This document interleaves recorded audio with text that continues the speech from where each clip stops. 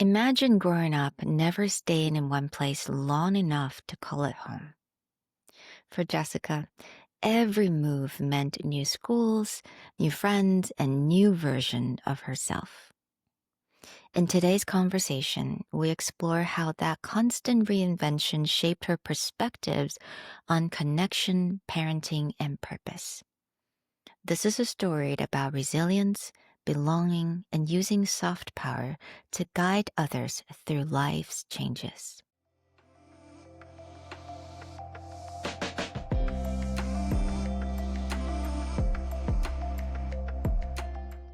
Hello, everyone. Welcome back to Soft Power Project. Today, we have a very exciting guest. Her name is Jessica Jone. She is the founder and head coach of JJ1 Professional Coaching, and her specialty is career transitions, grief and loss support, and young adults and teen life. And we're going to talk about her life story and how we get here where she is so committed and so passionate in her coaching and her definition of soft power. So, hi, Jessica. Hi, how are you? I'm good. Thank you so Good, much good. for joining me. I know it's evening over there in Colorado, so thank you so much for taking your time. Yes, thank you. Thank you for including me on your podcast. I really appreciate it. Yeah, I wanted to start with your very interesting and diverse background. You mentioned that in the chat that we had earlier that you are a military kid. But yeah, just a little bit about that and how that really helped you or really cultivate you to become who you are. Yes, I was a military kid, or, if you want to put it in as a military kid, we call it military brat. Being a kid of a soldier in the military, growing up, all I ever really knew about my childhood was my dad was in the military. So having that as a background for myself, I was able to be flexible, and so we moved every 2, 3 years and we just moved to various bases, never really knowing what to expect. I mean, in general, we knew we were going to a certain state or a certain country. They give you a little bit of a briefing of what to expect. But as a kid, you don't know what any of those big, military words are. You just know what your expectation is as a military kid, really is to represent. And, always being in a new school, never really knowing my surroundings. I knew the base, felt safe in the base, but I never got to a place. There were a lot of military kids that did they would get to a place where they were comfortable exploring beyond the base. I just was never that kid, and I don't know why. And it actually has carried on to my adulthood. I have to kind of slowly extend my fence, my box, if you will. And I think that's why a lot of times now I challenge myself to work beyond my box and find ways to break free, if you will. Yeah. And I see myself as this is who I am.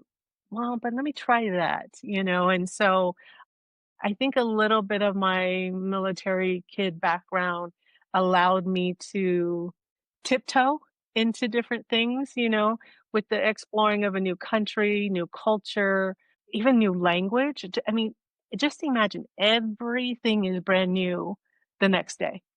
I talk with my hands like crazy, but I was very aware, even as a child, I think it was at 8 years old, certain gestures just were not culturally accepted. So, Oh, I okay. learned to kind of sit still, and just hold my hands. Because I think even as a kid, I used to always talk with my hands.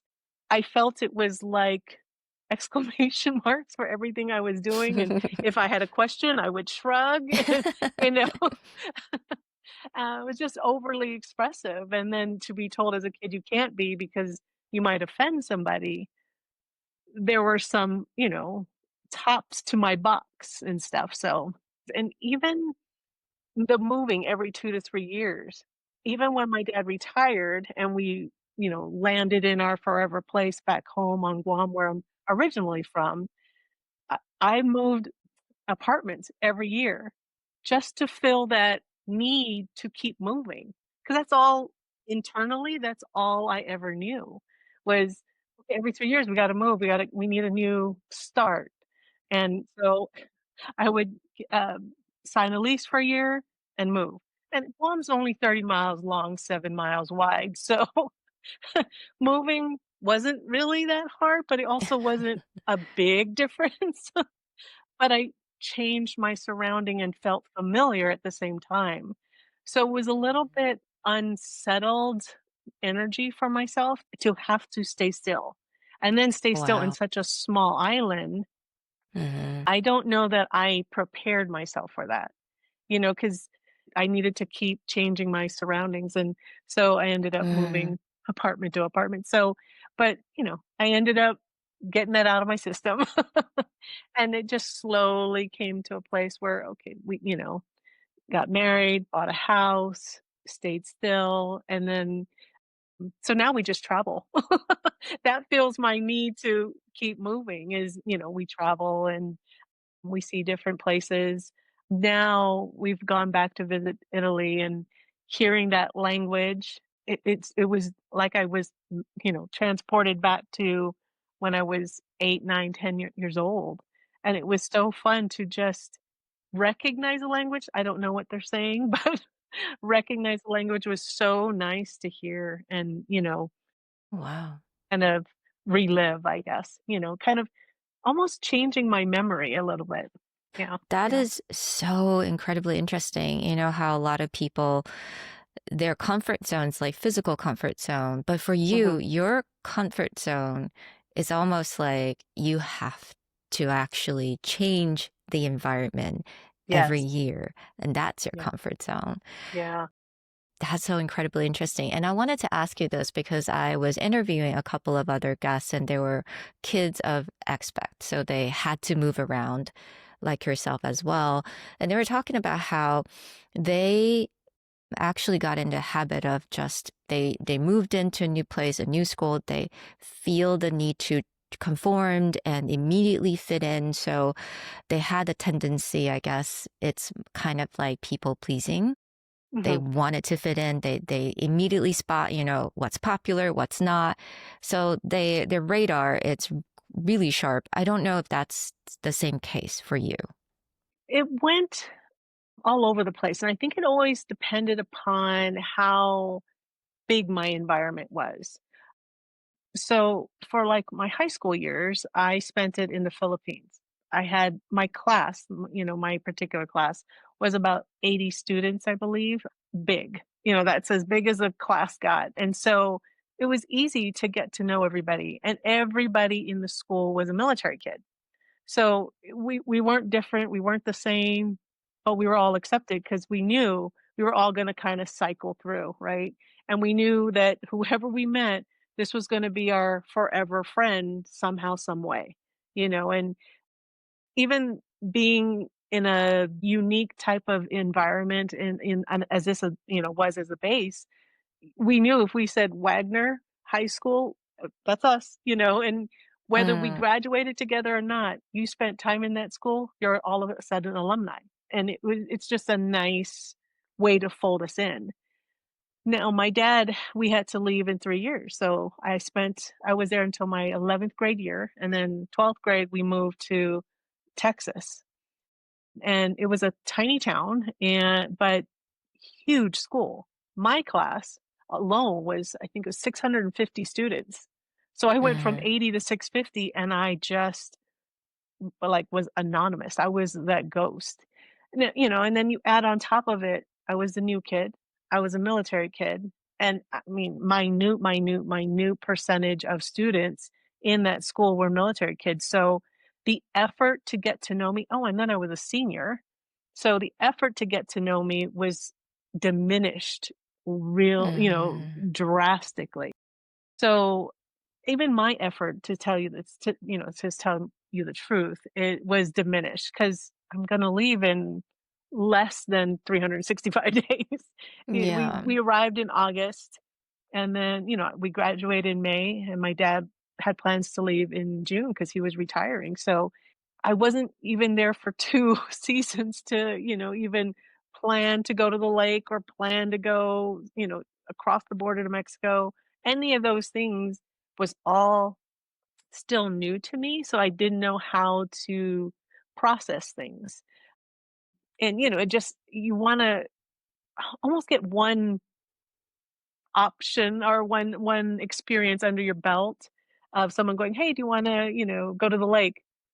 It was hard to fit in. A lot of the groups and clubs and things, by your senior year, you're well established. You've got all the experience under, you're supposed to be taking care or helping the younger students come up into your role. But as a senior and a new student and a military kid, I didn't qualify for a lot of the clubs, so I couldn't even join and get acclimated faster and get to know people. I was a dance girl. And so when I was in the Philippines, I worked up, the ranks and was ready to do the upperclassman type thing. And that's not what I got when I ended up in Texas. I ended up having to actually, as a senior, sign up for it was either PE or dance. And I went, okay, let's do dance. So did that. And it was all freshmen for that team. So I was and in high school, being the only senior with a bunch of freshmen, you just feel awkward. You're in 2 different places of your life, and so, I got my credit, took care of it, but I just felt myself hiding within myself. It was a weird time for me to try to fit in, but not. And so I found myself giving a little energy, taking it more away, and just waiting for us to move. And I think every military kid, whether it's that first year you arrive or that middle year that you're there, kind of does that. I'm all in, and then, well, now, what am I doing it for? And then right before you leave is when everybody knows your name, everybody knows your history, everybody really invests in you, and then you're leaving. So it's just this kind of tug of war all the time with being seen and being heard and experiencing all the things. So it was a different time for me for that. Mhm. Wow. So, how does that affect you when it comes to relationship, whether it's friendship or romantic relationship? I mean, you're happily married and for a very long Mm. time, very successful marriage, and now your sons are getting married. Yeah. How does that affect you?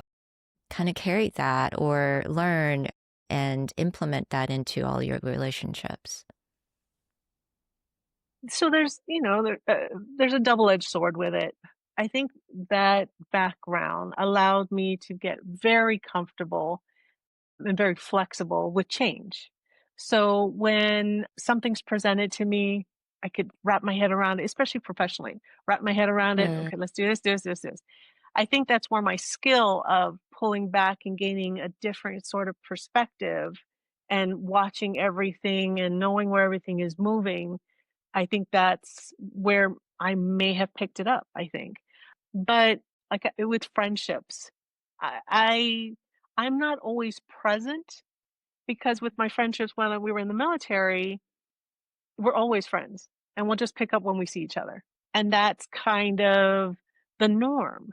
So, like I can be present and then withdraw for a while, or it feels like a withdrawal, but really it's just mm, me going with the flow. And if you need me, let me know. I'm right here, and and that feels to other people like I'm not present, but I'm always kind of there. I'm always kind of, I guess, in the background. And as a military kid, if I'm honest, I've always felt like I was in the background, because my dad's role too in the military was very a supportive role. It's kind of normal, I guess, for me to just be there. It feels like extra effort for me to be really present. And so when someone says, "Do you want to have lunch?" I'm almost like, "Okay, time, place, let's get this scheduled," because I am very guilty of just letting it happen. And then, like with any adult relationship or even when I was a kid, time passes, and then you never do lunch or you never hang out at the mall because that's what we did when we were younger. Or, you just never do the sleepover or, you never go to your friend's child's play or football game or any of those things. So I almost have to explain that to people when I meet them. I'm not evasive, I'm not missing, I'm always present. Just send me a text or call me or, whatever it is, just reach Yeah. out to me and I'm there in a heartbeat. And I'm present as if I was there every day, forever. I'm quick at getting caught up too, because I think that was also the thing is when you were a military kid, when you meet somebody, okay, what base were you at? What did your dad do? Is your dad an officer? Like you had these almost standard questions to kind of figure out, okay, we're caught up. We know all the basics. And now what classes? What's your favorite this? What's your favorite that? You kind of figure out the military side and then figure out the personal side. So with friendships, I have to be a little in the box for friendships because I tend to kind of sit back and wait and I just it's not very good, for some relationships. It tends to not last when you do that. So I have learned over the years to be like check in. Hey, it's been a week. How you doing? And Mhm. even just the 2-second check in with a text or a phone call just changes that relationship and actually extends it. And, I have friends all over the world now. And I think that feels more normal to me than having friends all over the neighborhood. Like I'm used to like this with you in Taiwan, I'm used to the different times. My parents are still on Yeah. Guam, so they'll call me Ah. at 3 in the morning. Okay, let me get up. Let me have this full conversation with one eye open, you know? But it's just what you have to do with, to maintain all kinds of friends because you just never know. I may be in Taiwan next month. I don't know. Mhm, mhm. So Yeah, yeah. But it's almost like you have this detachment yes, to right? To these yes, relationships, but in a really good way. It's not transactional. It's like it's right. there, but I'm Mhm. there when you need me, but you don't Yeah, really expect or ask anything back from that right, relationship. Yeah. right. And I think out of habit, and Mm. there's something to be said that it's been years now, but it's where I learned how to form my friendships. This is how I guess my first friendships were made this way. Even now, as I make friendships, I have to remind myself they didn't do it this way, and I have to do it almost check in with my brain. Okay, this is this way, not this way, Right. type of thing. But as a military kid, for myself especially, it was almost temporary, forever friendships, if that makes sense. Because we're only in person for so long and then we're off. But Yeah. find somebody, and especially now that we have social media, all those friends that I had in middle school that I never thought I would see again because the middle school I went to was a non-military school. So there were a lot of neighborhood kids in the school. There were a lot of military kids in the school. So I never thought I would see them again because you just don't keep up with your middle school friends. But then you see a name go by or you see a face go by, like, well, kind of looks like her, but not sure, or, and so you kind of do the quick, hey, I did you ever go to, and everybody lists Mm-mm. where they went to school or whatever. You're still living in the same place, and reconnect on social media now versus having to track them or run into them or something, and I always get the, "You look familiar." And so the first thing my brain says is, "What base were you at? Were you in the military? Was your parents" like, you go down those things. Because even after my dad retired, my tendency was to be friends with military wives or soldiers. So when we retired to Guam's population, probably 96% of them are military of some sort, whether active duty, retired, or reserves.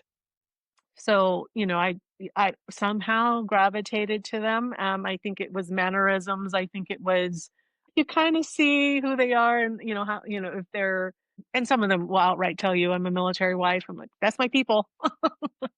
So, and I at that point still had my ID card so I could go off on and off the base and so but being on the base felt like I could breathe. And, it just felt normal. The Everything was the same, everything was standard, it was almost an even playing field. When I lost my military ID and the privileges, I Mm, was a little, who how do you do this? Like, nobody helps the military kid retire. Your dad retires and they process him out and they do and so but nobody helps the military kid. They're just like, "Okay, go." And for me, I think I needed that slow separation, and I knew the day was coming, but I just never truly acknowledged that tomorrow is it, and so mm, there's no more and I think that's because then that was when I lost my ID card, that's when I moved out of my parents' house and, started living on my own, and then I started doing the every year moving around because it was like there was something missing, and that's I think how I fill the void, so wow. Yeah, mhm. because that's your identity, right? Right. Because we talked a little bit about friendship. Now I'm really curious as to your, romantic relationship or even how you parent your kids, because the way you framed it, it was so nice. Like you were talking about how it's temporary, forever friends, but temporary. But I think that's life, right? You don't know when friendship or whatever this relationship will end. You don't know. No one knows. But when you're there, you're present. So how does that carry in your other relationships? Almost, the same, especially when you first start dating and, you started to explore who are you and what is this other person, going to be? Is this a forever person? Is it a temporary person? But it was also hard to date somebody who wasn't in the military. Also, being home on Guam and not growing up there, there was a big difference. I looked like everybody. My last name was common on Guam. My parents grew up there, my cousins grew up there, but nobody knows who I am because I didn't grow up there. So my identity was also lost culturally on Guam. And I had to kind of almost fight tooth and nail to get in. So dating, I would only date military guys because they understood the counter, I don't know, just didn't make sense, the voice that was coming out, the look of it all. I thought I was totally going to marry a military, man and travel the world and, do all the things because that's what I knew. So with having my parents move back to Guam, I don't know how to do that. I don't, I knew the food, I knew the language, I understood my language. I thought I knew the culture. And then get home and I didn't know what they were asking me, what they were telling me, had to learn. And then I found this kind of comfort in breaking into my culture and breaking out of the military life. It was almost like I was just moving from military base to island life. And so I kind of had to shift my brain that way. So in dating and, in those kind of romantic relationships, I didn't know who I wanted to date. The last military person I dated, it just didn't work out because I was forcing the square peg into the, circle kind of thing. Yeah. Then I went, okay, well, maybe I date someone culturally same as me, and that way I could find more familiarity with where I'm at. And that wasn't so great either. I ended up marrying a man who is Filipino, but born and raised on Guam, and he's probably far more Chamorro than I even am. Grew up on Guam, he was very stationary, but had this free spirit that almost mimicked someone who was in the military. You kind of have to have a free Right. spirit to be able to move everywhere and change Yeah. everything all the time. And he had a frame of mind of, oh, I'll just, yeah, I'll roll with it. I'll do whatever comes my way, good, bad, Mm, sideways, ugly, we'll make it work, and it was kind of the way of the military. Listen, you're not going to get the best house. You're probably going to get leftover furniture. You're probably not going to get all your favorite foods. Deal with it. Just figure out a new favorite food while you're living on that base. So, like, just rip out all your comforts and gain new comforts. My husband now, even then, he was very, "Okay, that's what's happening? Alright, we're gonna make the best of it. How can we have fun with this?" So he was always a roll with the punches kinda guy. And so even when I didn't think I was marrying or gonna be a forever military wife, he went right with me, moving everywhere, moving from, apartment to apartment. Even when he wanted to change jobs, he said, "Well, what do you think about moving to Colorado?" Sure, let's do it. It didn't frighten me at all. I wasn't worried about where I was going to live because the back of my brain said, "Oh, someone will figure it out for me," because that's what we did in the military. But then I realized, "Oh, okay, it's just a different way now. So now I have to find my housing. Okay, I can figure that out. That'll be easy. We'll make that work." And it was easy to kick in my military training because I had a husband who was, "Where's going to make it work, whatever it is." mm, And mhm, we found an apartment on apartmentfinder.com at sight unseen, rented it. mm, We stayed there for 3 months. Then we bought a house. We moved completely north, like an hour and a half away, or an hour away. Again, had no idea what the neighborhood was like, but we were like, "Sure, mhm, we can afford that house, nice neighborhood, let's buy it." Didn't know anything about the school district or any of those things, but we're gonna make it work. And we did it. We made it work, and difficult as it was, we had to move my children had to move schools quite a bit. But in my head, in parenting, that's what I did as a military kid. It was okay. Made me yeah, stronger, made me more resilient. I had more right, friends, and really that's how I posed it to them was, so mhm, you went to my oldest probably from kindergarten to high school, went to, I believe, like 6 or 7 different schools. mm, And, for me, I'm like, "Oh, that's good for you. That's the same as I did," and it wow, mhm, wasn't like eyebrow raising, but when he was younger, had a very hard time, starting a new school, being the new kid. I could relate and I could talk him through it. And mm, but there was a something in the back of my head said he'll be okay. It's just mm, it'll get better kind of thing. But to see him now, I mean, he has friends everywhere. He has no quorums, showing up to a new city because he's a recruiter. So showing up to a new city, finding some random place to eat, then random place to go and kind of hang out, have a good time. He makes friends mhm. everywhere he goes. And I always told him, I said, "You're welcome. We Yeah, prepared you."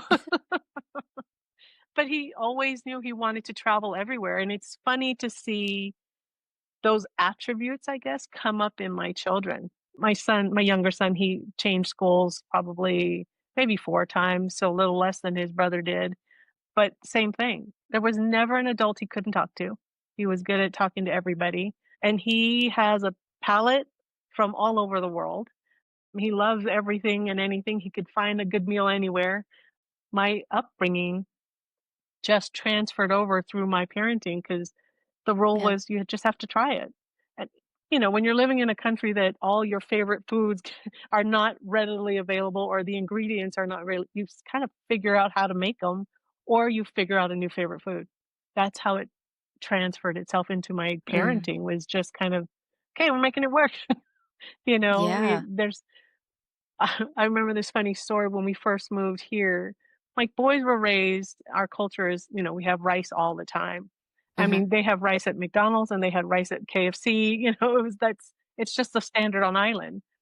We move here, we go to KFC because that's what they wanted, and they didn't have rice, and I remember them ordering and wanting a side of rice, and I had to explain to them, "There's no rice," and they just kinda looked at me like, "What do you mean?" Like, it was so foreign to them, and I recognized that puzzled face of, "What?"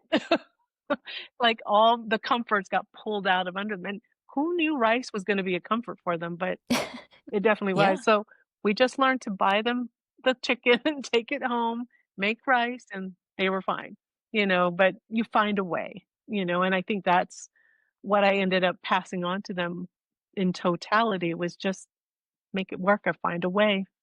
Yeah. No, I Mhm. love that, to make it work, because Yeah. it's gonna work out. Yep. And I think this is such an encouragement for a lot of new moms. I think moms tend to be so hard on ourselves because God forbids they had to change school or they had to go through something. We feel that, oh my goodness, it's going to cause them trauma and wounds and Yeah. all that.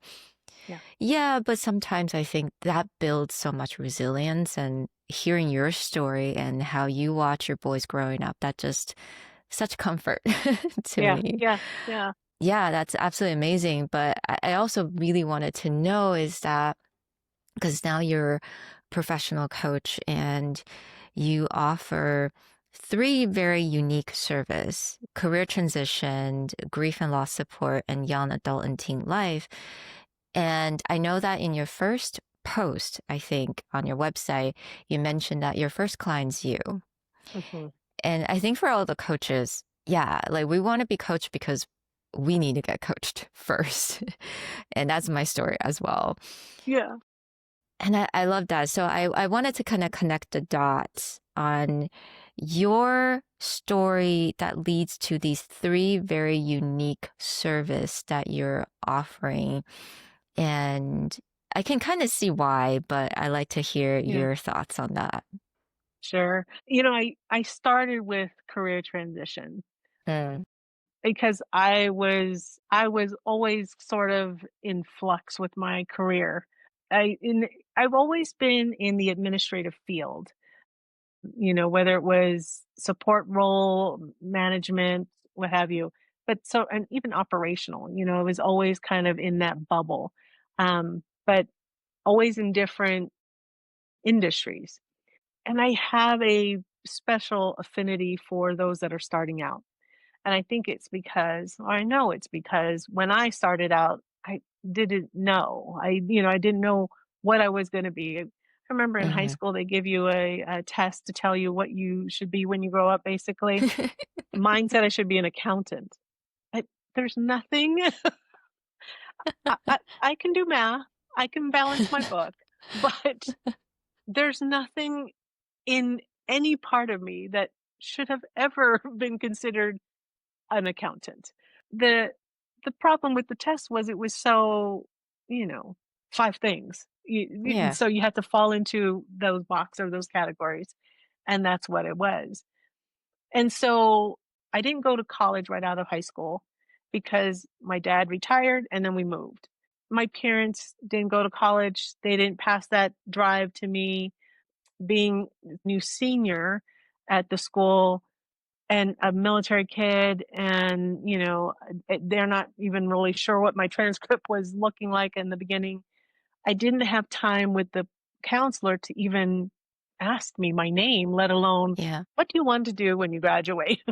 They just hmm needed to graduate me. Well, 650 students, you're gonna miss a Yeah. few.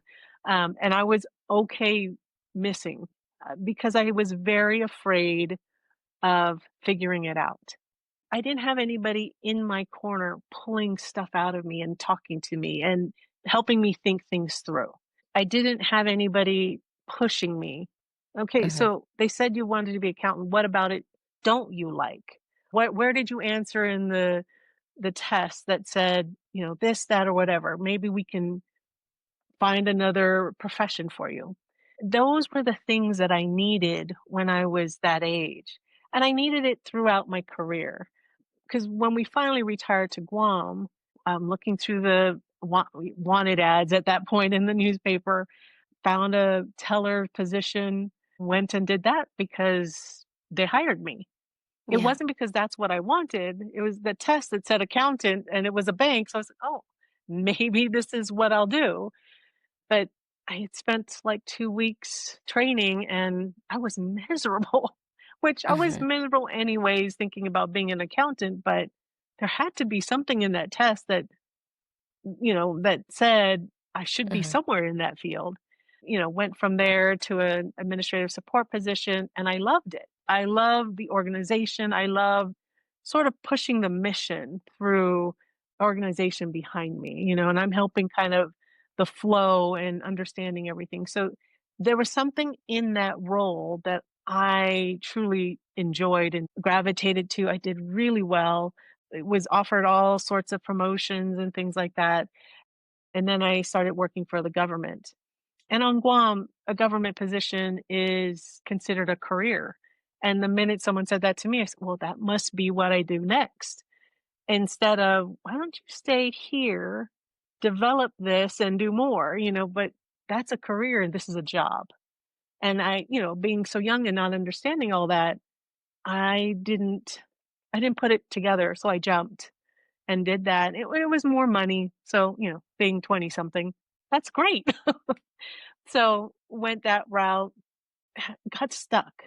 I got kind of pigeonholed into what this support role was and how it defined me and Mhm. who I was supporting, like that I was there versus having that person say, "Hey, here's your path to, getting better, doing more, all the things." Even going to school, I wasn't one of the support staff that was encouraged to go to school. Not discouraged, but kind of wait your turn was almost being said. I ended up taking a class here and there and, I had my son. So I let that be the story I told myself of I need to not finish school because I have to focus on my son. And it was really overarching thing was more I was just afraid.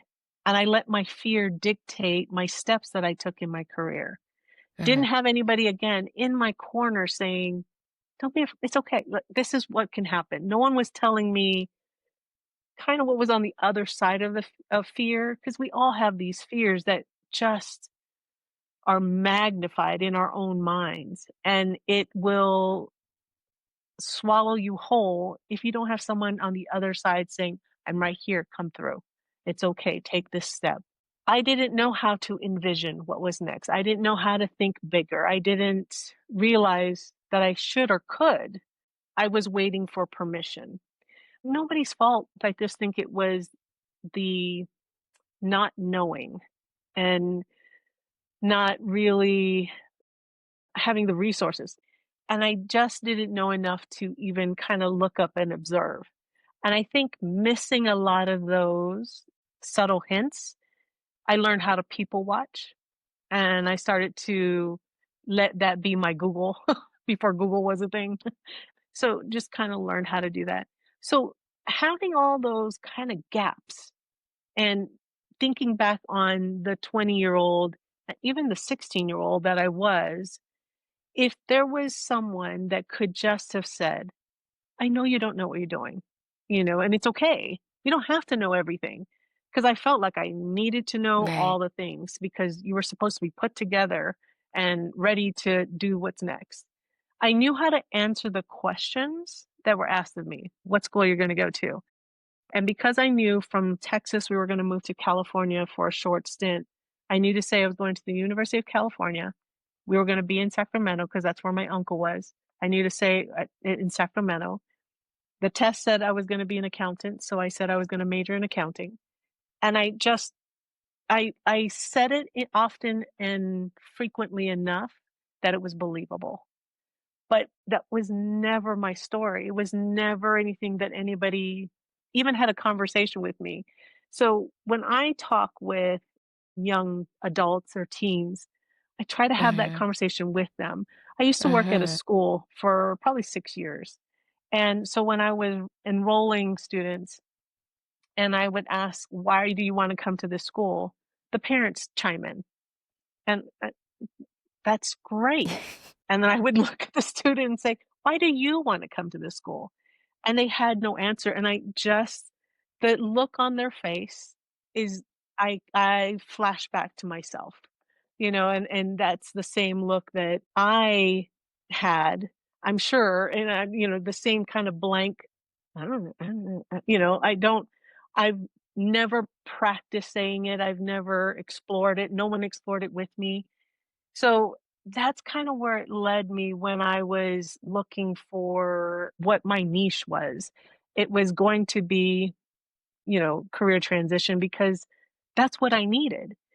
And then as I started going down that rabbit hole before I was, going to have this career, I needed someone to help me as a teen, Mhm. and I said, well, now I have two niches. And I told, all the experts would say, you shouldn't have two. It's going to confuse everybody and nobody's going to know what to do. But I am that person. Like, I do need that. I needed somebody to be there with me as a teen, to be there with me when I was going into a career, and even help me define what a career was. I think a lot of parents think they're having that conversation with their kids, but I think also the kids are receiving it as, that's what my mom wants, that's what my dad wants, Yeah. that's what my grandparents want. Nobody's asking me what I want. And then how do I Mhm. make that into something? And I think a lot of kids too just don't have an answer because they haven't explored it enough. Yeah. I think a lot of what we do is very surface instead of starting to dig, right? We notice these special little talents our children have, but we don't help them kind of collect all of those talents and say, okay, what could this possibly be? You want to cook? Let's try cutting an onion because you're going to have to. You want to be a nurse? Let's go clean somebody, clean up after somebody. Do you like doing that? Because that's a Mhm. part of the job. It's not the whole job, but there's ugly parts to every job. And, Yeah. falling in love with the hard parts is the job. That's a lot of what I told my children was, can you do the hard parts? If you can do the hard parts, all the pretty fun, clean parts of the job, that's the cake. Having somebody who could talk to me as a teen, especially kind of that 14, 15, 16-year-old age where you don't realize that you should be looking forward because you're too busy looking right here. So if you could just have a couple of hours talking to a young person about what they want to do and just helping them explore that, helping them, Mhm. I call it try on the career. Let's look up how much that particular career will Right. make per hour. Because a lot of them think right off the bat they should be making $100,000. All right. you know, I see Yes. where you're going with that. But, you know, Yeah. if you're making zero, making $20 an hour is not half bad. I mean, you Yeah. jump from 0 to 20, that's a huge leap, and that should be commended. Now, you shouldn't stay there, but trying on a career by taking this part-time, temporary, even just this entry-level position, that's Mhm. gonna help you, whether Yeah. you're 14 and it's a summer job or you're in college and you're doing Mhm. an internship, or maybe it's a free internship, they don't even pay you, but you get to try on Yeah. this career and see how it feels in a more of a safe place. And there are plenty of just students I've talked to that don't even know that there's such a thing as an internship, a paid internship, let alone that some of them are not even paid, and it's just they don't know what it feels like to try it on. So my passion comes from where I was and what I Yeah. needed as a teen, a young adult, and even in the middle of my career, when I was laid off from, well, I guess it was pandemic, when I was laid off from being an executive assistant at a nonprofit organization, I didn't know what to do. I've never been in this predicament. I've never been laid off. I've never been fired. I don't know what where do you turn and where do you turn in the middle of a pandemic?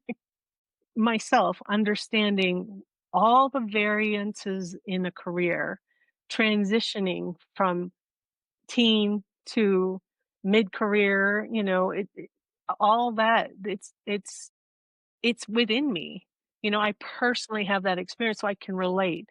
And grief and loss support, that comes from my own grief and my own loss of my daughter. So that is something that I'm always going to be able to explore and support somebody with.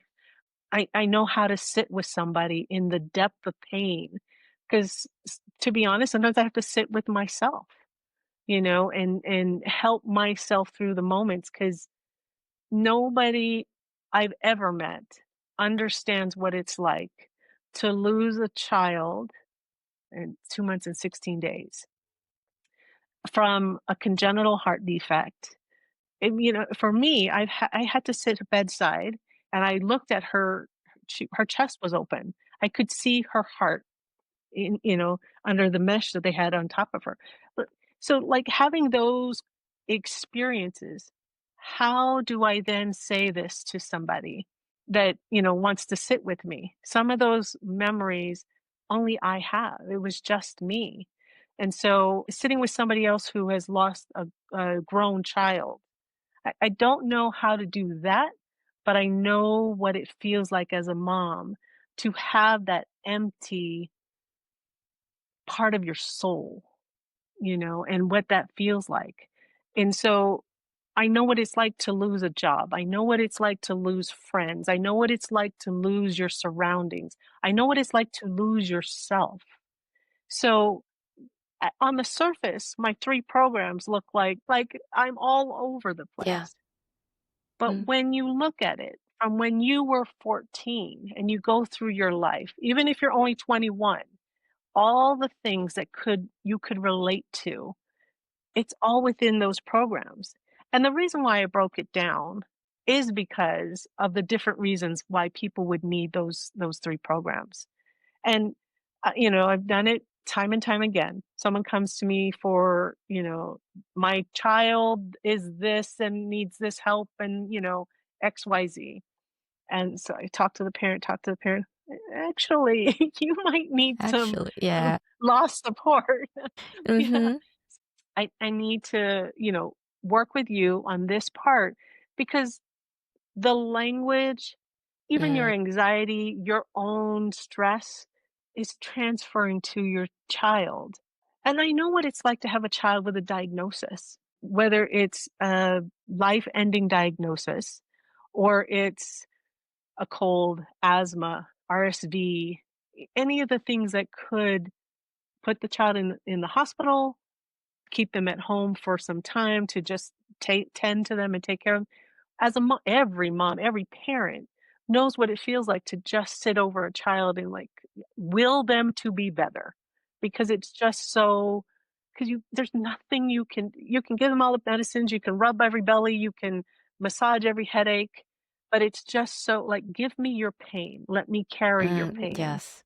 And Mhm. so, just helping the parent through what they're going through will translate to how they help their child. And then I can help their child as well and take them from their teen years, their 30s, their 20s, whatever age they are, into that next step. But it's having them be able to improve their communication with each other, because I know both roles. I know what it Mhm. feels like to be a 20-year-old that's lost. I know what it's like to be a parent who's lost, Mm, and yeah. just overcome with mom guilt, or and Yeah. even when my daughter was diagnosed, she was diagnosed in utero. And so when she was diagnosed, I remember vividly going through, what did I eat? What did I walk by? Whose secondhand smoke did I inhale? Like, just, I should have stayed home. I shouldn't have gone out at, the bewitching hour or any of the cultural no-nos that we're not supposed to do. One of our cultural beliefs is we're not supposed to wear a necklace because it could translate to the cord being wrapped around the baby's neck, things like that. So then I'm going back and digging into my cultural beliefs. What did I do? Did I wear the wrong pajamas? Did I wear a necklace? What did I do to crisscross her jeans? And now, post all this and doing some of the work, I understand that some of those thoughts were nothing is that's not what happened. But me as a coach that can flex between those 3 programs. I have the bandwidth to hear parents say the things that they can't say anywhere else. Being able to put that voice to that little thought in the back of their head, we can talk that through, get them through and past some of that. That way they're not always, because when your mind is distracted by some of your thoughts, you have little awareness and a little patience for, but mom, but mom, and all the tugging and pulling and stuff. But it's easier on parents. It's easier on teens. It's easier on anybody if they could say, I'm angry that I lost my job. I hate that I have to start over. I hate that I don't know what I'm doing. I never knew what I was doing. I had no business being in that role, in that industry, and that job. I should have been the president and founder of XYZ. I wish I could be this. And then I'll I can, as a coach, walk them through all those desires, all those fantasies, all the dreams that maybe were unfulfilled from long ago, and help them come to terms with, or even help them envelop all of that to now make a new dream that should have always been. They just didn't see it because Mhm. they had to, woulda, shoulda, coulda, all the Yeah. things.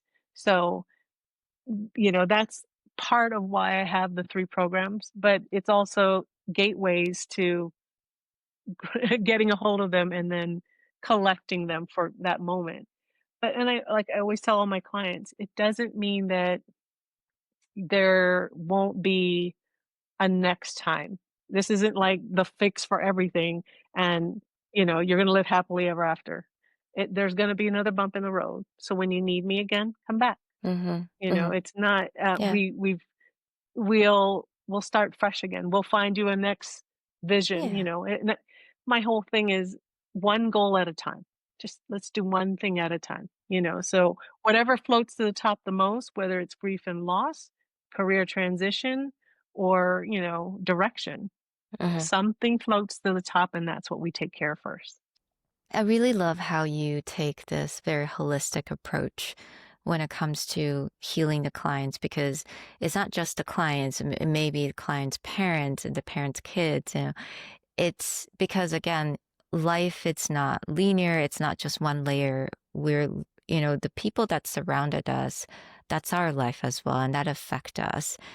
And even from career to loss or to your parents, to your teens, I think everything is interconnected. And, sometimes, I used to go to therapy, and I heard this from a lot of people. You can go to therapy or and coaching sessions as many hours as you want. But the thing is, if people around you are not changing and there happen to be someone that you have to live with, right? You can't just say ghost or not live with them. That makes it very difficult. So I love it how it's about this entirety and you're looking at it as a whole. I love that you're almost like a family doctor, a family mental doctor, right?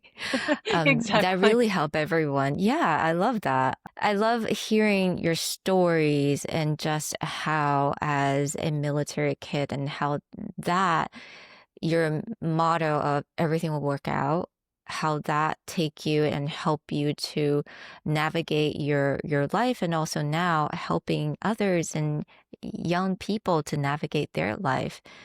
And I believe it's that really the quiet strength that you have that carried you through. But so I really wanted to know, what is your definition of soft power? I think soft power, when I first, as I'm thinking about it, it's quiet. It's still. Mm, It's that pause that we all need to take when we're ready to go. Like, wait a minute, let's take a deep breath. Take a, look at what we're doing, where we're going. Do we have everything? Is everything in the car? Do we have all the kids? But it's very internal.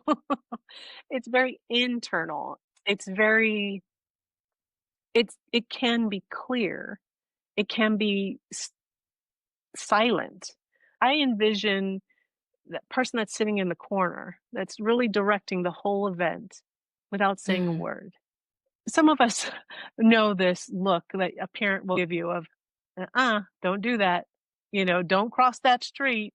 Don't pick up that toy. Don't put that in your mouth without ever saying anything. It's not even a stern nod or, piercing look. It's just a slight tilt.